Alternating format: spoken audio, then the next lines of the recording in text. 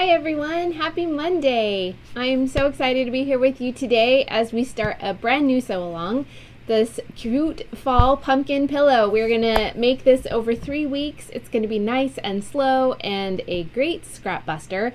So I'm looking forward to hanging out with you on Mondays as we make this cute pillow. And I have some options for you on ways to make it different and some different ideas. So we're gonna have a lot of fun as we go. So I hope you are having a happy Monday and you had a great weekend.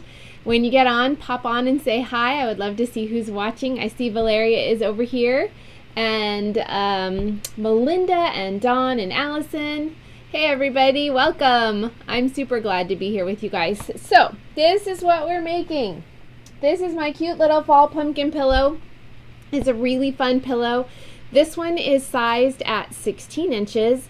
And look at the cute back. I used that Lori Holt stitch. I can't remember the name of the print, but it's part of her stitch collection that's out right now, and it's just giant cross stitching. I showed it to you a couple weeks ago. But I thought it was so cute for the back of the pillow because it just looks like a cute needlepoint pillow. So it's really fun.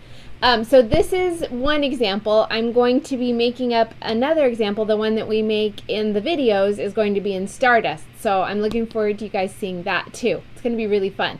Kind of a different take. So this is really fun. It uses raw edge applique. So if you've never done that before, this is a perfect project to start with. And if you hate raw edge applique, we're going to talk next week about different ways to applique these little cute spine of our pumpkin down. So you have choices. It's going to be really, really fun.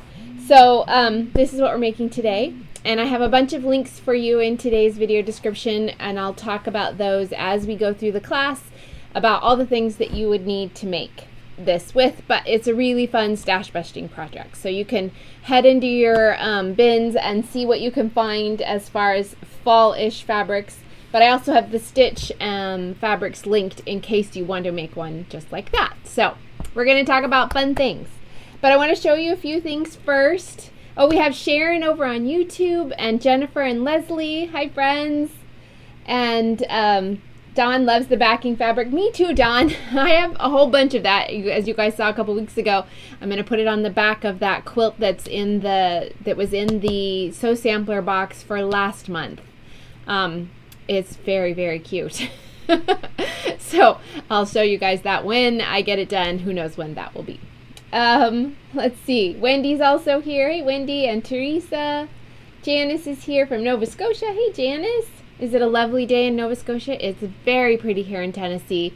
We're a little bit warmer these few days this week than we were last week. Last week we were like low 70s, and this weekend was beautiful. And then I think we're up into low 80s for a few days, but then we drop back down. And I like that it's getting colder at night because I feel like that means we might get some leaves start to change.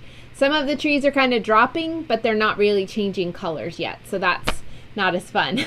I don't necessarily want it on the ground if it's just green. So, but maybe in Nova Scotia, it's already changing. I would love to know.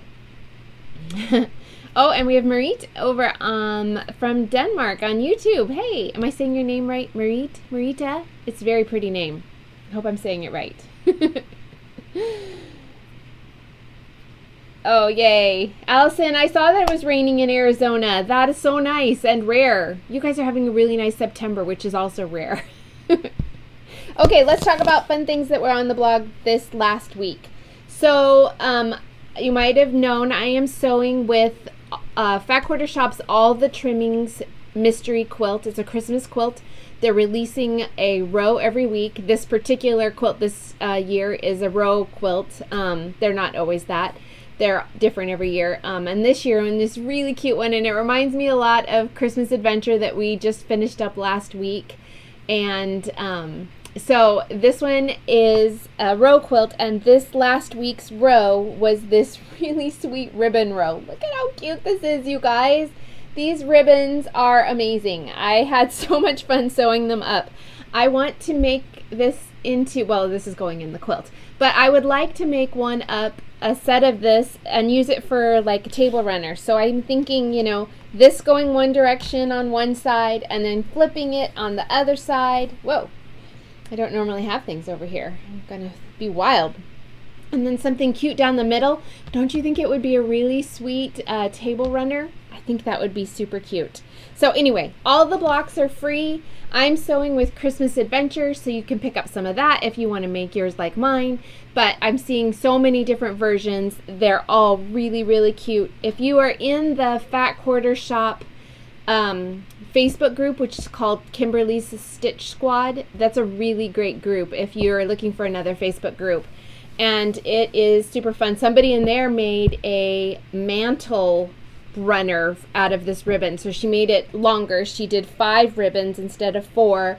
And she put like a scalloped border on the bottom and then another border on top. And that's what kind of lays onto her mantle. So when she folds it down, the stuff on her mantle is holding it in place. And then she's got the ribbons that are kind of right underneath it. It's so darling, you guys. So if you're not already in that group, you could check out the Fat Quarter Shop group for a lot of fun inspiration. It's called Kimberly's Stitch Squad. And I didn't think of linking that in today's video description, but if you search it on Facebook, it'll come up. So that is all the trimmings, row 3. Tomorrow is the last row. There's a total of 4 rows, and then the week after that, we'll be putting it all together. So it's going to be really fun. The last row is super cute. I finished that up this weekend, so I'll share that tomorrow on my social media and on my blog. So if you want to see what that is, I'll have that linked as well, so you can check that out. But I just thought these ribbons were so cute, and I thought that you would like to see them. Hey everybody, hi Leanne, and Dina's over here, and Deborah's here. Hey Deborah. And oh, we have Ramona over in YouTube. Hey Ramona. Okay, so also on the blog this week, I'm sewing along with Riley Blake's Building Blocks Challenge quilt, which is a free sew along, and it's perfect for beginners or expert quilters. If you're a beginner, the ideal thing about it is each block kind of builds on the one before, so you're learning skills as you go, and there are really good video tutorials that Riley Blake's doing every week so that you can really visually see. You know how much help it is when you see somebody sew through a block. So you'll have that for every block. This week's block is called the it was last week, apple pie block, which I hadn't seen before, but I think it's super cute. So there's some little flying geese on each corner and this really cute little square section that is perfect for fussy cutting. And like I said, all the blocks are free, so you can download the patterns. I'm going to hold that up so you can see it just a little bit better. So I'm sewing with the cream and blue and green colors from Stardust, and I'm sewing on a linen background. I'm just really excited to see how this one all looks when it comes together. This is the first time I've done a whole quilt. I sew with linen all the time, but usually smaller projects. So this is the first time I've done a whole quilt with linen, and I can't wait to see what it looks like all put together. It's going to be so fun.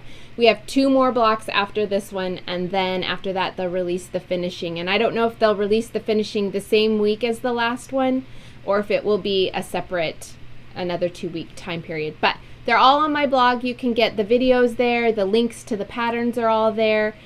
So if you want to sew along, or if you just want to download some really cute block patterns, then you can check that out. So it's called the Building Blocks Challenge quilt, or the Building Blocks quilt. I might be throwing challenge in there and it's not in there. So anyway, that is what those are. And I think that's all the cool, 2 things. And I don't have the pattern here for you guys. So Angela from Happy Little Stitch Shop and I did a collaborative project. It was like a quilty box, similar to Sew Sampler, but obviously with her company, Happy Little Stitch Shop. And I did a pattern that was an early release for her, which was called Holiday Adventure. It's a mini quilt that looks really cute with the Christmas Adventure quilt. It's a really fun one. And so she had that pattern in the box as well as the kit to make that mini, and then she has some other quilty goodies in there, and the box costs less than what's valued, as usually those boxes are, so it's a really great deal. So I have the Holiday Adventure pattern available in my shop if you want to just purchase the pattern, but if you want to get the kit, this is really the only way to do it, is to go to her shop and pick up the box. And I'm not even sure how many she's got left. She had a bunch that released in July and they all sold out, and she was able to get some more fabric and cut a few more boxes So then you could pick that up, because I don't know how much longer it will be in stock, and we won't be restocking it again. I don't believe she'll be restocking it again. So this would be the way to get the kit. So I have that linked in today's video description if you want to check that out. Her shop is really great, and she's just so kind. So I think you guys will like that. And then the other thing is Pat Sloan is doing a quilt along with my Holly Jolly wreath quilt, and that starts at the beginning of October next week. So it's going to be a really fun sew along, and if you want to join in with a quilt sew along that'll be perfect for holiday quilts, you can check out that. Is also linked in today's video description. So I'm going to sew along. I believe I'm going to do my best to make my Halloween version of that quilt. It's going to be a busy month for me, so hopefully I can keep up. If not, we know that there's no time limits on sew along. So if I finish late after Halloween, so be it. I can use my quilt the year after. So fun things coming up. And then I think that that's all I have in my descriptions of my videos. Dawn ordered a box. Yay, I'm so glad. Hey, Deborah. And we have Darlene. We have so many friends on today. That's super exciting. Okay, so let's do giveaways. Every week in my videos, I do a little giveaway, and it's just my way of showing you guys how much I appreciate you watching and sewing along with me. There are so many choices out there for fun quilters to follow and things to do that I just really appreciate you guys hanging out with me on Mondays and watching and sewing my projects and supporting my shop. Which, now that I should mention, and I'll mention again at the end of the video, is I am having a fall sale that ends today in my shop, and the whole shop is 20% off. That includes fabric, my book, all the needle minders. There's a whole bunch of new ones of those, and patterns, all that kind of stuff is on sale, and you don't need a code. It's automatically applied at checkout. So when you go put the stuff in your cart, you'll see the discount is already there. So tonight at midnight is when that sale ends. So if there's something you've been eyeing, then don't wait. This would also be a great time to pick up some early Christmas gifts. You guys know what shipping is like anymore. It's crazy. I do have some supplies coming for restocks of needle minders, but there's no guarantee on anything anymore, right? So if there's things that you're wanting to pick up for Christmas gifts, now would be a great time to do it. So that's my little shop plug. Now let's talk about giveaways.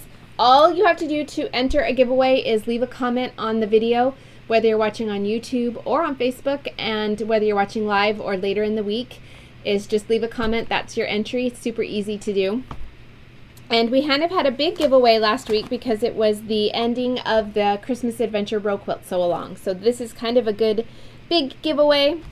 I have a 10-inch stacker of Stardust for you. This is one of my collections that's out right now. It's a really fun mid-century collection with lots of florals, and there's flamingos and some little cat eye glasses and some different things like that.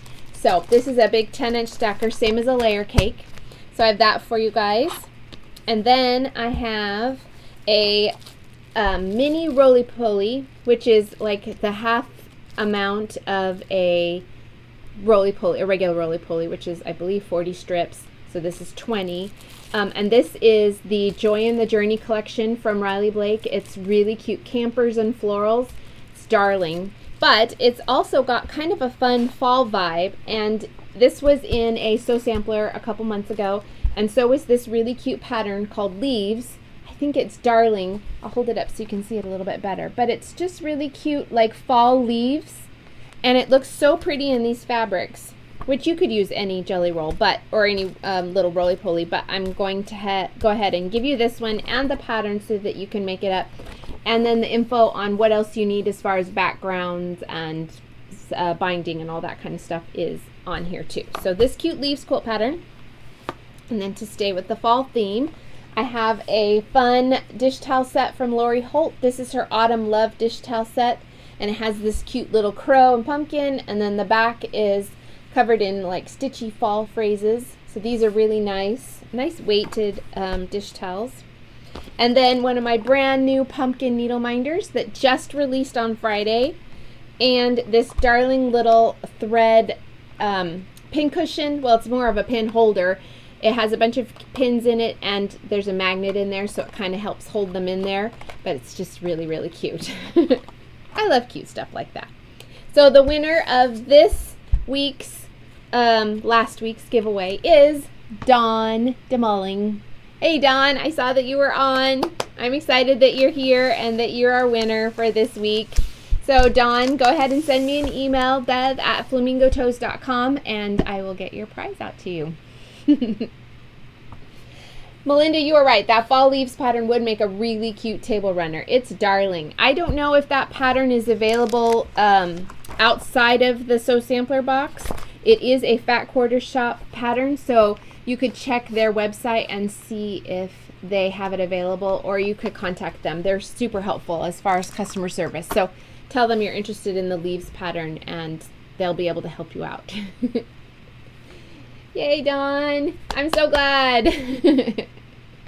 Okay, and now for this week's giveaway, we have a fun little set. So I have, and I'm going to open this up because, no, I'm not. They're really sealed tight. So I have two 5-inch stackers of fabric for you. This is Minky Kim's Moments collection. It's beautiful. There's grays, pinks, whites, aquas, a really pretty tan, and if you know her illustrations are just darling, so beautiful and detailed. So you get two 5-inch stackers of Moments, which is a really cute collection. And then we're just doing all the cute tiny things today in this giveaway. I have a Cute Cuts mat from Lori Holt. This is double-sided, so aqua on this side, pink on this side. It's a 5x8 self-healing cutting mat. Really cute. And my brand new cute cat pins. There's 60 pins in here, and they all have little aqua cat faces on the end. And really, how much more fun is quilting when you're quilting with really cute cat faces? I think it's pretty fun. So that is this week's giveaway, all the cute things. So if you want to be entered in the giveaway, just leave a comment and that counts as your entry. Okay, so let's talk about our cute pillow. Oh good, Emily is excited about doing this project step by step. She's been wanting to learn how to applique. I'm so glad. We're going to talk about a couple different applique methods and the easy ways that I like to applique. There are complicated or a little more difficult ways, which is all good, but we're going to go easy with this little cute pillow. So we are making this fun quilted pillow. It's actually, I quilted this version, my first version, which if you're going to get the pattern for the pillow, the pumpkin portions, is not quilted. So you can do it either way, whichever your little heart desires. So for this version, I used a bee cross stitch as the background. It makes a really nice background, and it's fun to use a background for this pillow that's subtle, because then you have a little bit of extra interest around the pumpkin, but not so competing. I wonder if I can hold that up so you guys can see. There you go. You see the little cross stitches? It's hard to see on the back with the camera, but there you can see them. And then for the front of the pillow, all these fabrics, I used Stitch, which is also by Lori Holt. I had a group of not fat eighths, just 1/8 yard cuts of this, and this works perfectly. You can use roly-poly or 2.5-inch strips for some of these, but once you get to these wider pieces of the pumpkin, you can't fit a piece on there, so you do need more fabric that's just a little bit wider, but 1/8 of a yard is plenty. Or if you have, fat quarters or anything like that, it's perfect. And then I used this, so I used a combination of browns and golds here for the pumpkin. You don't have to use repeating patterns. You can make them all different, as I'm going to show you here in a little bit. And I believe on the pattern that I originally made, the pillow that I originally made that was black and white polka dotted, and then it had vintage sheet fabrics, I think they were all different on the spines, but you'd have to look at that picture to remember. I don't actually have, so a lot of my stuff is in storage, so I had to remake this pillow. I don't have the original one to show you guys. Normally I also, that other one has pom-pom trim on the sides, and I really love that sort of look. We'll talk about that when we talk about backing and finishing on week 3. So I used 2 different leaf prints. On the pattern that I had originally, I just have 1 leaf on there. you have a choice. You can do 2, you can do 1, whatever you feel like. The beauty of this kind of applique is you have quite a bit of freedom in it, and there's no right or wrong way to do it. I also kind of reversed how my stem was on this pillow as opposed to the other one, so we'll talk about that as well. So, and then again, here's my cute backing. And then on the last week, we are going to talk about envelope backing. So this week is about cutting and fusing. If you've never worked with fusible webbing, I have some tips that will be really helpful for you. Then we're going to talk about applique. I'm going to show you guys how to raw edge applique next week. And then we're going to talk about putting it all together as far as how to finish a pillow and with an envelope back. So an envelope back is just overlapped pieces of fabric so that you can take it in and off the cushion, change it out easily without having to put in a zipper or having to have a pillow that's actually sewn with the form. So I like flexibility in my designs. I don't want to buy a bajillion pillow forms and then store a bajillion pillows. So I like to make envelope backed pillows so that I can just take off the cover, store the cover when it's not fall, and then later put on a cute Christmas pillow or something like that. So lots of choices for you. So we're going to talk about all of that today. So what you're going to need, and I have several links for you in today's description. You are going to need the pattern, which is linked. It's my pattern of the spine. I don't know what those are called. Is it a spine? It's not really a spine on a pumpkin. The little segments. Let's call them segments. The pumpkin segments, the stem, and the leaf. And it says right on here how many of each you're going to need to cut. Feel free to ignore the leaf one if you want 2 leaves, like I did. And then you're going to need some fusible webbing. I like to use Heat and Bond Light. I'm a big fan of ThermoWeb projects, so I highly recommend the Heat and Bond Light. But if you have another brand that you really like, you can absolutely use that. Wonder Under is another brand. Steam a Seam makes a really good one. So check out, your local quilt shop, see what you have accessible to you. If you have a Walmart with a craft section, usually they carry this Heat and Bond Light in the craft section in the sewing aisle. But I also have some linked for you at Fat Quarter Shop in a little bit smaller package. This bigger package is 17 inches wide by 5 1/4 yards, but I use a lot of fusible webbing, so I like to get the bigger package. But if you don't do a lot, then a smaller package will work for you. They sell it at Fat Quarter Shop in a small package, which is, I think it's the same width, but it's more like a yard wide or something like that. And then, or long. And then they also have the 10 by 8 by 10 sheets, which would work for this as well if you want to get the sheets. So you'll need that. Then you're going to need a variety of fabrics. We're going to use some Stardust fabric, except for one piece of Lori Holt fabric for the stem, because I don't have a brown that I have made. And then you're going to need a background fabric for your pumpkin. This is different than the background of the pillow. You can see that I've got all the prints of the pumpkin segments, look at me using the word, on top of this linen background. Now you don't have to, I'm going to hold it up closer so you can see. Can you see the linen all the way around it? So you're going to need something solid-ish for your back of your pumpkin, unless you decide to use all low volume prints for your segments, which you could totally do. And I think as I'm thinking through this, it sounds amazing, and I might have to make a white pumpkin. We're going to do this. We're going to do this. Okay, so if you used a linen or a dark fabric, or like, even an aqua or a green, and then you did low volume segments, it would look like those really pretty like Cinderella pumpkins, and I think that that would be amazing. So now we're just brainstorming. It's super fun. So I'm using linen again for this one, and this is Riley Blake linen in natural. And then you will need the background of your pillow, and I am using for that my fabric that I designed for Riley Blake. Is got a collection that's just now arriving in stores called Hush Hush. It's all low volume prints, and there's 21 of them. They're all designed by different Riley Blake designers. Mine is Can you see? It's very hard to see. Mine is a flamingo, of course. So that's what I'm going to be using for the background of my pillow. And then you will also need backing fabric. All those measurements and amounts are in the link where the actual pattern is. So you can get to that and you can get all that info there. So I have that, and I'm going to move some of this stuff out of the way, and we're going to talk about what we need to do for this.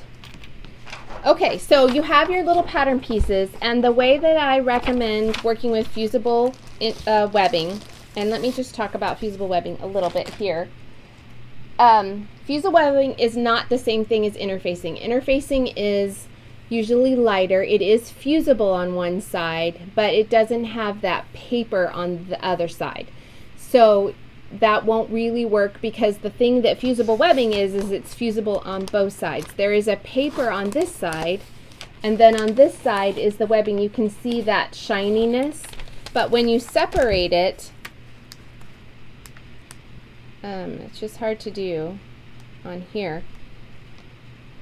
Well, here we go. Live video! Yay! Okay, so I can't really separate it with these. Oh, here we go. What we have is a webbing that is fusible on both sides. Can you guys see that?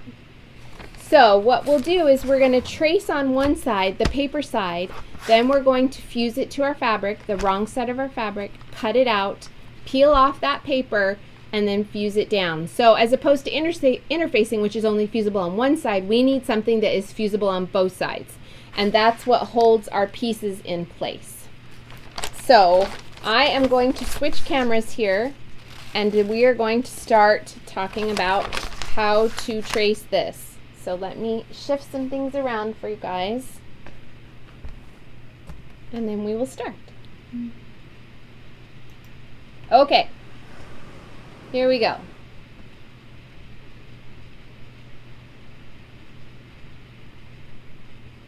All right.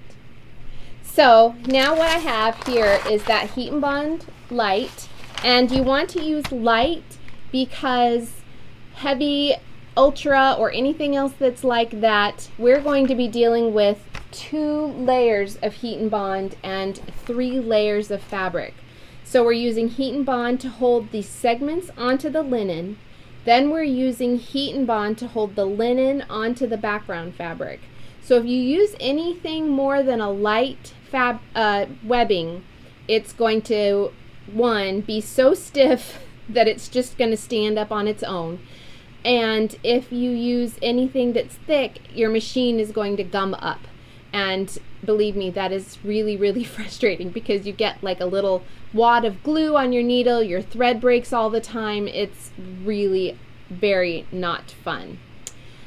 Sharon just asked about the Hush Hush fabric collection. I do have Fat Quarter Shop linked in today's video description. They still have a place where you can notify if you would like to be notified. It's super awesome how they do that. You can send in a notification and put in your email, and they'll send you a notification when it's available. They should be getting it any day. I got my pre-cuts last week, and my yardage, I ordered a bolt of the flamingo, and I just got that on Friday. So it should be arriving in stores any day now. But if you want to be notified when they come in, you can fill out your little email there, and that will do that.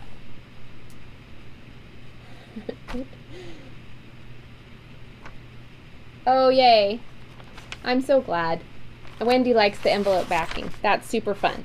Okay, so it says here on the pattern, we need to trace a stem, a leaf, remember we're doing 2, a centerpiece, and then we need 2 of each of these outside segments, because we're going to use 3 on one side of the pumpkin and 3 on the other side of the pumpkin. And the way that I like to do that, and I really like to conserve my fusible webbing, is I just place it on my work surface, and I go ahead and trace, and I'm not going to do this all of them because you guys will go crazy, but I just like to trace my pieces with a pencil.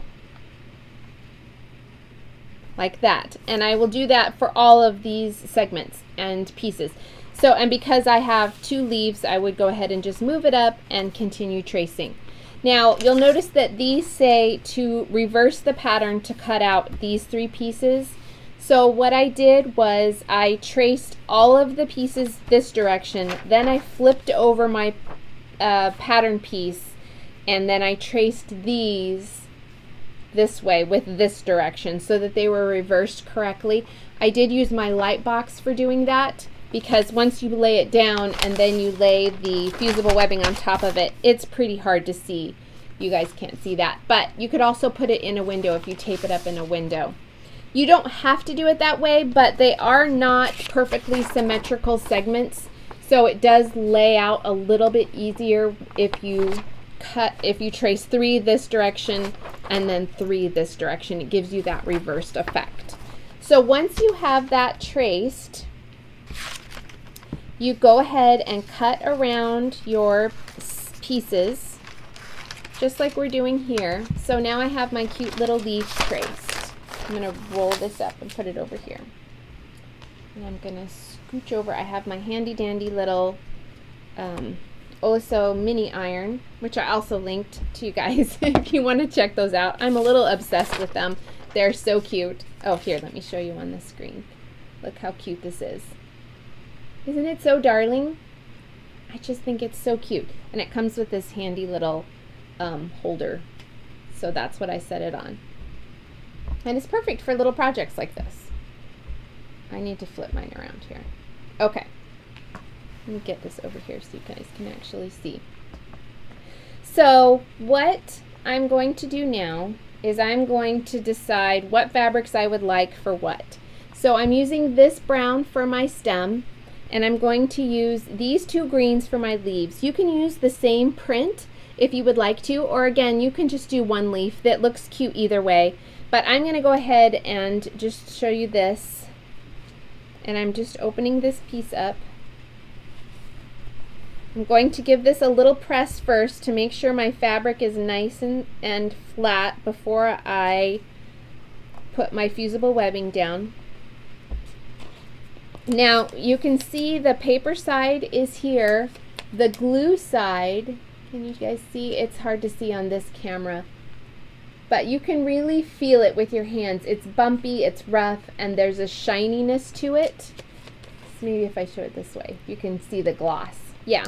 So I'm just going to go ahead and place that on my fabric. I don't want any of this heat and bond to overlap onto my wool mat because it will fuse to the wool mat, and that's not ideal. So that is really how simple that is. So I'm going to show you how I did that with all of these. I'm not going to do them all, but I'm going to show you kind of how I picked my segment fabrics. So I chose these fabrics for my segments of this version of my pumpkin. So there are a total of 7. I picked what I wanted for my center segment because it's in the middle and your eye automatically kind of goes to the center. So I picked this pink floral. Then I decided to kind of keep it symmetrical, but I used different prints. So I put 2 cream prints on either side, 2 more light pink prints, and then 2 gold prints. And so this is what my pumpkin will look like. So I traced all of my designs of my segments already. Now I'm going to go ahead and just do the exact same thing that we did before. And these are my scrap pieces, so they're all different lengths and sizes. When I went ahead and traced everything, I numbered my segments, so it would be very easy for me to tell when I was tracing and cutting which segment goes where. So this is number 4, it's the center segment. So I'm going to go ahead and place this segment right here so that it has a good, I want my prints to be, actually I'm going to move it up just a little bit because I want the prints to be really pretty on it. And I'm going to go ahead and press this down. The glue side is being pressed, can't see that.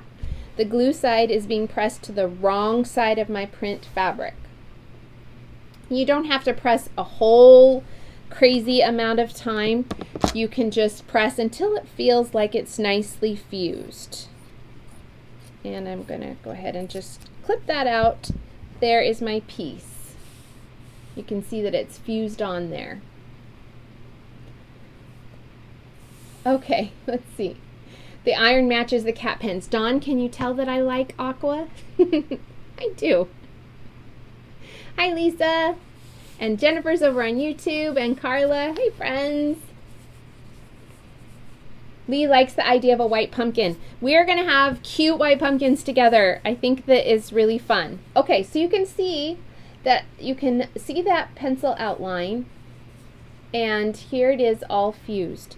So now I'm going to take my scissors and I'm going to cut out on that pencil line. You don't need any kind of seam allowance or anything like that because we're going to be doing raw edge applique. I do recommend when you are tracing your design onto your heat and bond that you leave a little bit of space around them, and then when you cut them out of your heat and bond you'll leave a little space. You can see that I had a little bit of extra all the way around it, and the way that I do that, the reason I do that is so that when I fused it on and then I cut out my fabric, my piece is perfectly cut and perfectly fused. If you cut this out of fabric and cut your piece out of fusible webbing the exact size that you need, it is very hard to have clean edges and to have perfect cuts and have everything line up. So it's much better to give yourself a little bit of grace around each of those traced pieces. You don't need a ton, and then fuse them on and then cut them out once they're on their fabric. So you can see how fun this is. Now to take the paper backing, you can see this one still has the paper backing off. You can use your fingernail. My fingernails are fake, so they're not really sharp. They're kind of more dull. So I just like to, I'm going to move this up here. I like to do just a very slight pull in it like that, which tears a little bit of the paper, but it isn't enough to actually cause your fabric to fray. Once you do that, can you guys see that little tear? Once you do that, then you can get in there with your nail, which I didn't do enough. There we go. You can get in there with your nail and peel it off. And once you peel it off, you want to make sure that that sticky, that bumpy residue is not on your paper anymore, but your fabric now has that sheen. I'm going to show you that sheen. Let's see. There you go. Can you see that? That means the glue is on your fabric.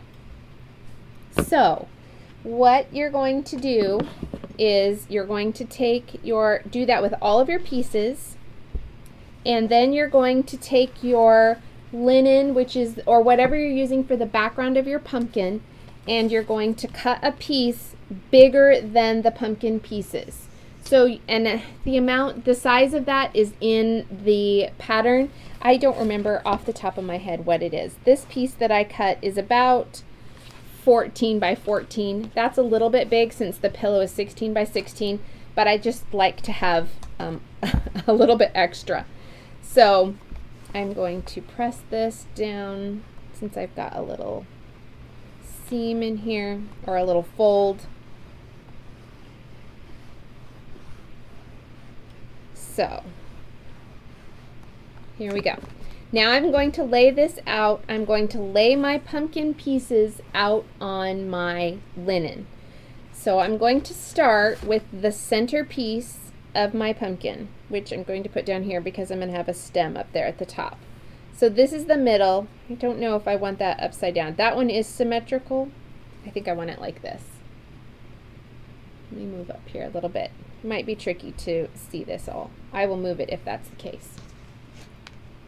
And then I am going to work on the outer pieces. So here is my piece 5, and I'm just going to peel this off.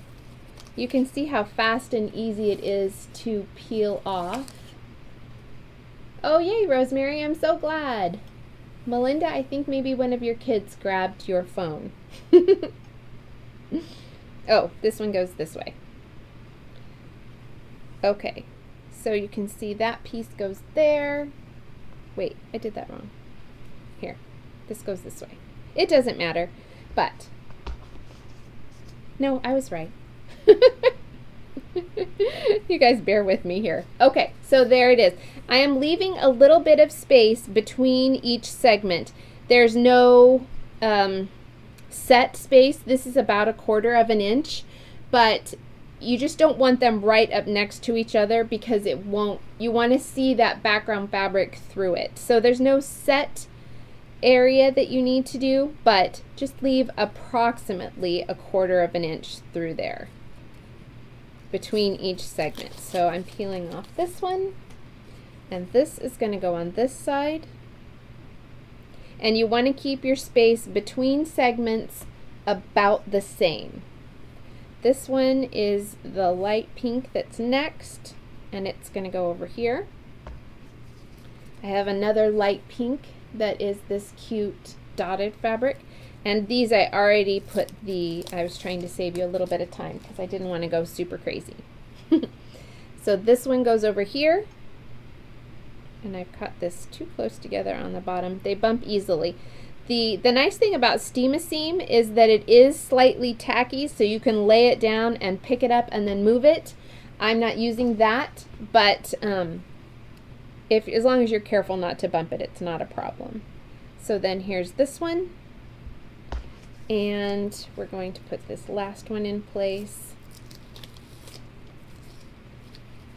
Cat on the keyboard, Belinda. That's awesome. I love it.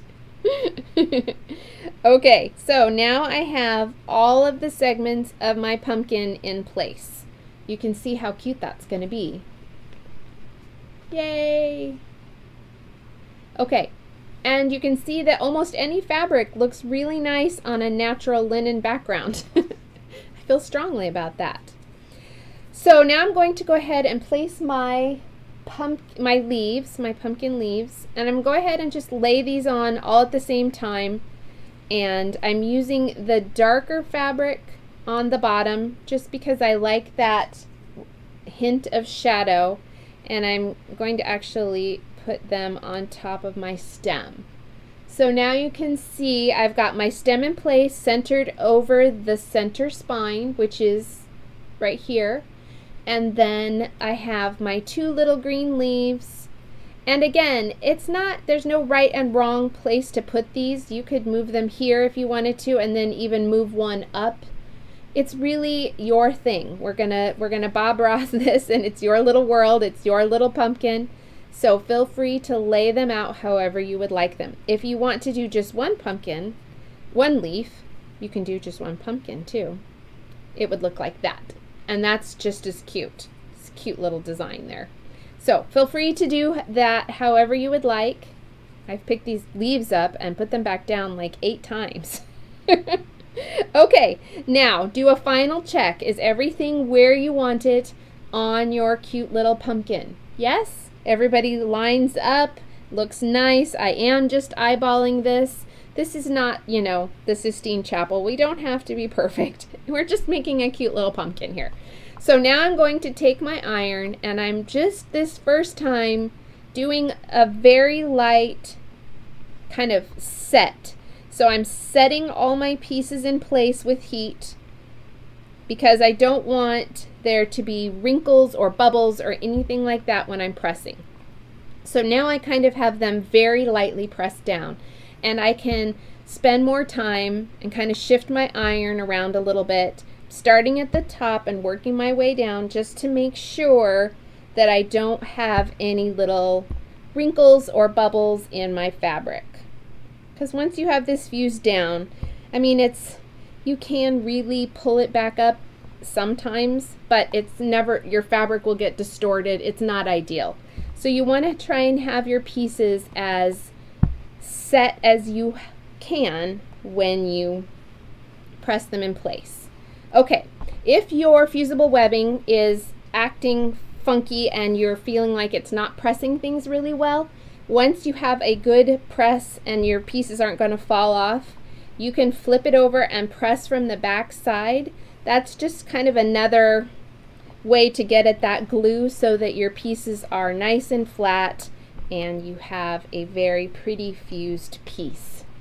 Oh, I'm really liking this, you guys. This is so fun. Okay, so this is what the front of my pillow will look like, and now I need to cut a piece of fusible webbing, and I'm just going to kind of lay this out, eyeball it, and I want to cut it bigger than my pumpkin, but smaller than my linen. So I'm just going to go ahead, trim that, and I'm going to trim off the bottom so that I don't have this very long piece lying here. I've made sure that it is a smaller piece than, and I save pieces like this because you can see it here. That's a big piece of fusible webbing, and most of our pieces are pretty small. So I do not throw away fusible webbing. I have a little baggie of all my tiny fusible webbing pieces. So now here's the wrong side of our pumpkin. This is the wrong side of the linen, though with linen really there's no right and wrong side. Now I'm going to place this with the glue side down. This is the paper side up, and I'm making sure I'm holding it up to the light that the fusible webbing covers the pumpkin entirely. And I'm going to go ahead and press down all of my pieces. So, and I'm kind of starting on one side, working my way to the other side again to avoid any little ripples in my linen or in my paper or anything like that. So I'm just giving this a nice good press. You can see I'm not pressing crazy hard. This is glue. It's not, you know, adhered more by force or anything like that. So now I have this cute pumpkin fused onto a piece of fusible webbing. So what I'm going to do is I'm going to take my scissors and I'm going to cut out around this entire shape. I am eyeballing this, but I don't fuss too much about it. By the time you sew this onto your background fabric and it's all put in and sewn down, you're going to notice that there's fabric around the outside of your pumpkin, but you're not going to be worrying about, oh, is it 1/4 of an inch and then 3/8 of an inch on the other side? You're going to just see, oh, there's linen or a background fabric all the way around the segments. So what I'm going to do is I'm just going to come in here and I'm cutting about 1/4 of an inch all the way around my pumpkin. Now if you feel like this really stresses you out, you can take a ruler. You can't draw a ruler all the way around this because we have so many funky shapes. But you could take a ruler and measure out every so often about 1/4 of an inch with a disappearing ink pen. And if you did that, then you would have a little bit of a guide to follow. I'm just going to do these segments of this leaf while I'm talking. You would have a little of a guide to follow so that you have, you know, you don't go rogue with your edges. So I'm coming up around the top of my stem here. I'm going to just do a little swoopy thing there. That's the technical term, a swoopy thing. And then I'm continuing around the side of my pumpkin. You can see I got a little narrower right there than the other parts, but really it doesn't matter. I'm not going to fret. You guys know I don't fret. Okay, so now I'm coming along the bottom. You can go just straight across. I like to do just a little bit of a kind of a swoop in here in the center and then come back out. So you can see the bottom of that pumpkin kind of just indents a little bit in the center so that it has that cute pumpkin shape. Okay, so now here's our cute pumpkin. Isn't it so fun, you guys? Yay! Okay, so now we have the background fabric, and here are my little flamingos. Now you can see them better. They're really subtle. They're on a kind of a snowy white. It's not quite white, it's a cream. And they're little line drawn pumpkins. I'm going to press this crease out here. Now I don't get too crazy, as you know, but I do want my pumpkin to be centered. So what I normally do is I fold my background fabric in half and I just do like a little finger crease at the top and bottom, and I do, you can see it here. No, let me pull it up so you can actually see it. Here's the little finger crease. This piece needs to be pressed better. I don't have my stuff over here.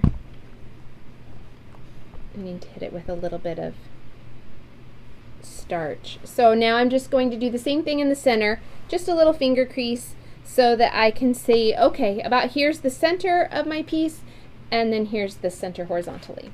So I'm going to then line this up so that it's about centered. So to take this off, we're going to do the exact same thing that we did before. We're just kind of separating it a little bit and then pulling off the piece. You can see that now, you can see that shiny glue. And we're just going to get all this paper off. Here we go. So now I am going to line this up so that really my center spine of my pumpkin is on the center of that segment.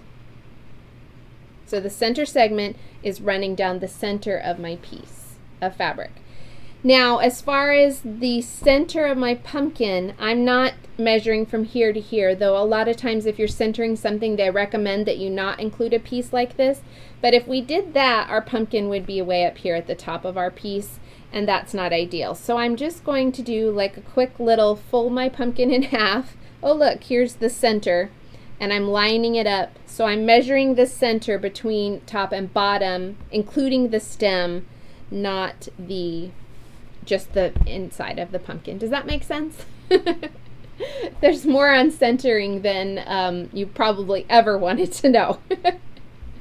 So now I've got the top and bottom centered. I want to make sure that the center is centered again. So my center spine lines up with where my center of my piece is. And now I've got it where I want it, and I'm going to press down.